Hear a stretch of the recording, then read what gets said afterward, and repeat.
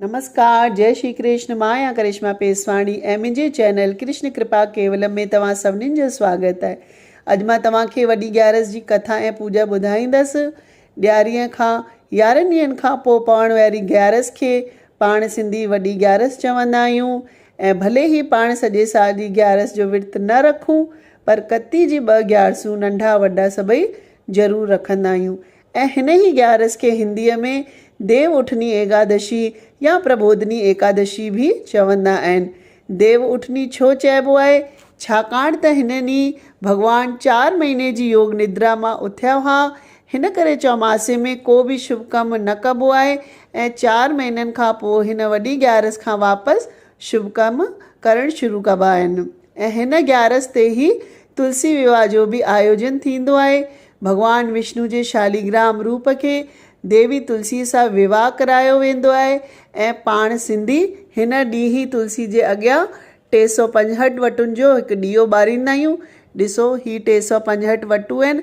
हिन जो ॾीओ असां सभई ज़रूरु एकादशी जे ॾींहुं तुलसी माता जे अॻियां ॿारींदा आहियूं, यानी सॼे साल जे ॾींहंनि जो हिकु ॾीओ।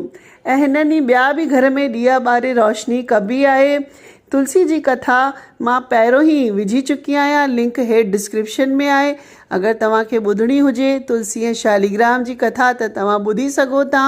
ऐं विवाह बि असां तुलसी माता जो कराईंदासीं, त उहो वीडियो बि तव्हांखे ज़रूरु मां पोस्ट कंदसि। भॻवानु नारायण माता लक्ष्मी खे चवनि था कि जो बि हिन उत्सव खे आनंद पूर्वक आयोजन करे थो, हुन जे घर में मां तोसां गॾु हमेशह जे लाइ निवास थो कयां। हाणे मां तव्हांखे कथा ॿुधाईंदसि। ताचो ॿुधूं कथा प्रबोधनी एकादशीअ जी। नारद ऐं ब्रह्मा जे विच में जो वार्तालाप थियो हो, उहा कथा भॻवानु कृष्ण अर्जुन खे ॿुधाइनि था कि हिकु दफ़ो नारद ब्रह्मा खां पुछियो हो, हे पिता, प्रबोधनी एकादशी जो विर्तु कहिड़ो फल थो ॾिए, मूंखे विस्तार सां ॿुधायो। ब्रह्मा चयो त हे पुत्र, जो शइ त्रिलोकी में बि मिलणु मुश्किल आहे, उहा बि हिन विर्तु रखण जे करे मिली थी सघे। हिन विर्त जे प्रभाव करे पूर्व जन्म में कयल जबल जहिड़ा पाप बि पल भर में नष्ट था थी वञनि ऐं विर्तु रखण वारे जो पुण्य आहे उहो पर्वत जे समान अटल थो थी वञे। जीअं त कपा जे ढेर खे नंढी चिंगारी साड़े छॾे थी, उअं ई विधि पूर्वक थोरो बि पुण्य करण सां घणेई फल थो मिले। विर्तु रखण वारे जा पित्र विष्णु लोक में वञनि था। ब्रह्म हत्या जहिड़ो महापाप बि हिन एकादशी जे रात्रि जागरण सां नष्ट थो थिए।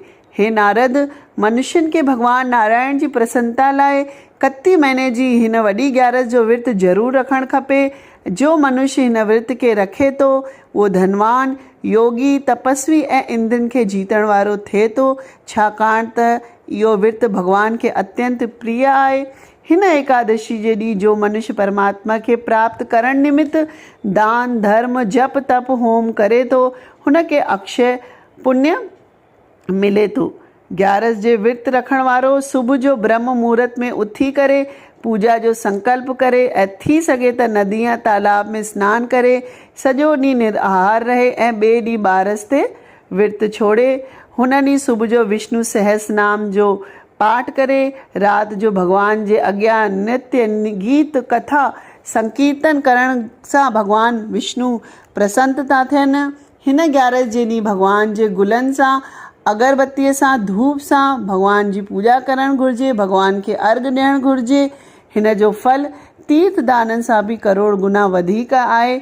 चवंदा आहिनि, जो गुलाब जे गुलनि सां ऐं अशोक जे गुलनि सां, अछे ऐं ॻाढ़े कनेर जे गुलनि सां ऐं शमी पत्र सां भॻवानु विष्णु जी पूजा थो करे, हू मृत्युलोक जे आवागमन मां चक्र मां छुटी मुक्त थो थिए।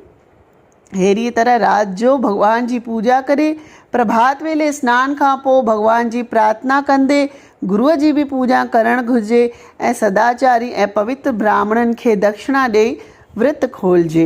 अगरि तव्हां कहिड़ी बि शइ जो त्याग चौमासे में कयो आहे त अॼु खां वापसि तव्हां उहो खाई सघो था। जो मनुष्य हिन ग्यारस जो विधि पूर्वक विर्तु करे थो, हुनखे अनंत सुख थो मिले ऐं अंत में उहो स्वर्ग थो वञे। चवंदा आहिनि, संसार में हुन ई मनुष्य जो जीवन सफल आहे जो हिन वॾी ग्यारस जो विर्तु रखे थो। त इहा हुई वॾी ग्यारस एकादशी जी कथा ऐं महत्व। तव्हांखे कीअं लॻो मूंखे कमेंट करे ज़रूरु ॿुधाईंदा। ऐं अगरि अञा ताईं तव्हां मुंहिंजे चैनल खे सब्सक्राइब न कयो आहे त ज़रूरु करे छॾंदा। ऐं पासे में बेल आइकॉन आहे, हुनखे प्रेस करण सां तव्हांखे मुंहिंजे नए वीडियो जो नोटिफिकेशन अची वेंदो। वरी मिलंदासीं हिकु नए वीडियो सां। तेसिताईं मोकल थी वठां। जय झूलेलाल, जय श्री कृष्ण।